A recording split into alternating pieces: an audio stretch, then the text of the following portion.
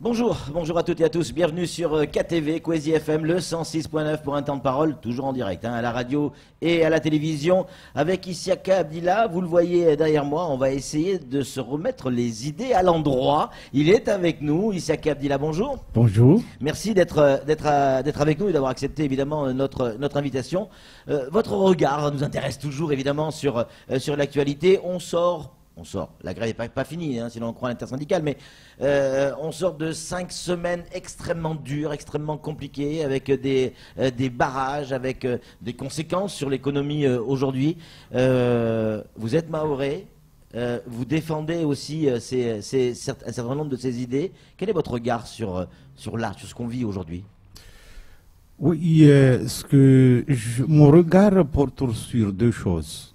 On est parti d'une revendication simple, sécurité pour les Mahorais et lutte contre l'immigration clandestine. La sécurité, c'est fondamental pour une société comme la nôtre. Je pense qu'en métropole, personne n'acceptera qu'il y ait de l'insécurité dans sa ville. À Mayotte, c'est la même chose. Le contrôle de l'immigration clandestine, le contrôle des frontières, c'est une affirmation d'un État par rapport à un territoire. Parce qu'un État moderne aujourd'hui ne peut pas laisser ses frontières poreuses. C'est le cas de Mayotte. Et les Mahorais ont su rappeler à l'État ce principe. Voilà. Ça, c'est acquis. Ça, les Mahorais ont réussi à attirer l'attention de l'État. Seulement, derrière cette revendication, il y a un gros problème qui est lié au développement de l'île. Avec les médias aujourd'hui, le jeune Mahorais, il a compris que son pays n'avance pas, n'est pas dans je dirais, dans un développement qui ressemblerait à ses aspirations. Le modèle ici, les standards, c'est les départements d'outre-mer, Réunion, Guadeloupe et ailleurs. Et le Mahorais trouve qu'il y a un retard à ce sujet. Il a juste raison. À juste titre, bien sûr. À juste titre, il a raison. Donc, toutes on part de deux questions, l'immigration et la sécurité, mais au fond, il y a un véritable problème. C'est le problème du développement, parce que il ne faut pas se cacher, il y a une pauvreté qui dépasse toutes les statistiques, et par conséquent, il faudra en tenir compte. J'ai l'impression que pendant des années, droite comme gauche, on a un peu négligé Mayotte. Les chiffres de la solidarité nationale sur Mayotte, hier j'ai vu un tableau circuler, on a remarqué qu'on est quand même en retard, en tout cas la solidarité nationale, l'intervention de l'État est assez faible à Mayotte. Pourvu, tout le monde est d'accord que Mayotte en a peut-être le plus besoin. Isiaka Abdillah, vous dites effectivement il y a un problème de développement. Qui dit développement dit économie. Alors le peu d'économie qu'il y avait, ok, on est d'accord, besoin de développement, besoin d'économie. Mais il a été tué par la grève là. Il a été tué non pas par cette grève. Il faut remonter à 2011. Le mouvement de 2011 qui portait sur la vie chère. Les entreprises, depuis 2011, sont à genoux. Il n'y a pas eu un véritable plan de relance pour l'économie, pour aider les entreprises. Les entreprises ont maintenu ceux qui ont pu faire la traversée jusqu'à aujourd'hui, étaient encore en convalescence. Alors, c'est pas cette grève-là qui a massacrer l'économie, c'est depuis une dizaine d'années que l'économie à Mayotte est toujours pas remis de 2011. On s'est toujours pas remis de 2011. Vous savez, quand quand vous détruisez un emploi aujourd'hui, il faut 10 ans pour le recréer. Il faut, à condition que dans la démarche de l'entreprise, dans la marche de l'entreprise, qu'il n'y ait pas d'autres obstacles. Et on sait très bien que de 2011 jusqu'à aujourd'hui, combien de mouvements sociaux on peut dénombrer. Donc, ce qui veut dire qu'il y a un véritable problème à Mayotte et que l'État, le conseil départemental, les communes doivent œuvrer ensemble pour sortir le pays de cette agonie. Parce que les entreprises, je l'ai dit bien, ça fait 10 ans qu'elles souffrent, que la commande publique n'arrive plus. Et 2011, c'était annonciateur d'une crise majeure. En Ça veut tout dire cas, que c'était des crises, prévisible tout ça? c'était prévisible tout ça parce que il y a tellement de problèmes en Outre-mer et singulièrement à Mayotte qui sont prévisibles. L'immigration clandestine, les problèmes aujourd'hui étaient prévisibles. L'insécurité tous les jours dans les faits divers à Mayotte, tous les jours on lisait dans la presse locale des faits divers liés à soit à la délinquance, soit à l'insécurité. Donc toutes ces questions-là, tous ces problèmes-là que nous vivons aujourd'hui étaient prévisibles. Seulement, c'est la solution mise en place, les solutions mises en place qui n'ont pas apporté les solutions qui sont proposées aujourd'hui par l'État, les solutions avec lesquelles sont reparties où est repartie cette délégation ministérielle avec des propositions, semble-t-il, à faire au Premier ministre. Est-ce qu'elles sont de nature pour vous à solutionner le problème ou c'est juste des pansements? On soigne le problème, on soigne le mal? On est en train de penser les plaies. Oui. Mais on n'est pas en train d'aller en profondeur. C'est une île qui est malade. J'ai écrit un papier là-dessus. C'est une île qui est malade depuis des années. Et ce n'est pas de petites mesurettes, notamment en ce qui concerne l'économie. Vous avez très bien remarqué que ce n'est pas les mesures énoncées qui vont sortir les entreprises de leurs difficultés. Parce que reporter, par exemple, les déclarations, les liasses fiscales au mois de juin n'arrange pas forcément les entreprises. Il faut un véritable plan, notamment d'investissement. Parce que moi, je ne demande pas qu'on donne aux entreprises gratuitement un chèque, mais qu'on leur permette d'avoir à la fois un carnet de commandes et des perspectives. Parce que c'est là où le chef d'entreprise excelle. Lorsqu'il a un carnet de commandes et des perspectives. Et là, aujourd'hui, si je posais les questions à n'importe quelle entreprise, que ce soit du BTP ou du service, s'il a des perspectives pour la fin de l'année, le chef d'entreprise vous dira que c'est non. Il n'a pas de perspective. Alors vous parlez de chef d'entreprise, Isiaka Abdillah, c'est dans l'actualité, ça va pas bien du côté d'MCG. Au mois de mai, il va y avoir effectivement un procès qui va être très médiatisé et extrêmement suivi. On parle effectivement de 2 élus encore en activité, un qui ne l'est plus, qui travaille chez MCG. Les noms, ça devient un secret de polichinelle à la minute où on parle. Ça veut dire quoi selon vous? Que c'est la fin de la DSP? Ou elle risque de prendre un sacré coup derrière les oreilles? Oui, je crois que elle risque de prendre un sacré coup. Moi, je ne connais pas le dossier, les motifs. Seulement, il se trouve que le procureur s'est autosaisi de ce dossier et ça risque de faire encore très mal parce qu'on n'avait peut-être pas besoin de ça aujourd'hui. Et moi, je suis inquiet, effectivement, pour la suite de la DSP. On va suivre ça de près, évidemment. Autre point qui nous intéresse, votre avis nous intéresse, évidemment, histoire de se remettre les idées à l'endroit, comme c'est écrit derrière moi. Le bras de fer qui a actuellement, et depuis pas mal de temps, mais plus particulièrement aujourd'hui, entre les Comores, l'un des pays les plus pauvres au monde, et la France, l'un des pays les plus riches au monde. Les Comores arrivent à mettre à genoux Mayotte, donc la France, sur le retour de ses propres ressortissants vers le pays d'origine, c'est-à-dire les Comores. Votre sentiment là-dessus? Vous avez jusqu'à avant la grève, le soulèvement populaire, il était possible de faire de reconduite aux frontières. Oui. Dès lors que la demande des Mahorais, le contrôle des frontières et la lutte contre l'immigration clandestine est mis au grand jour, les Comoriens ont trouvé la parade.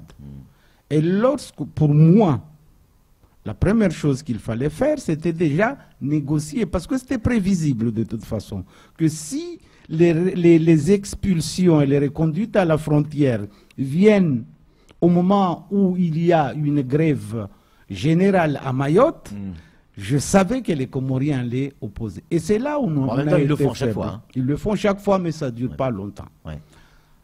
Mais les informations que j'ai, c'est qu'il y a des conventions entre la France et l'Union des Comores portant sur le développement. Pour le moment, je pense que le décaissement ne se fait pas dans les délais indiqués auparavant. Donc, ils ont eu un moyen de faire pression sur la France. Mais encore une fois, je ne dédouane pas notre diplomatie, parce que c'est un État fort qui a les moyens de pression sur les Comores. Aujourd'hui, on tourne autour du pot, mais, comme je l'ai dit tout à l'heure, l'insécurité, l'immigration clandestine, la France a laissé faire pendant des années et n'a peut-être pas forcément la réponse.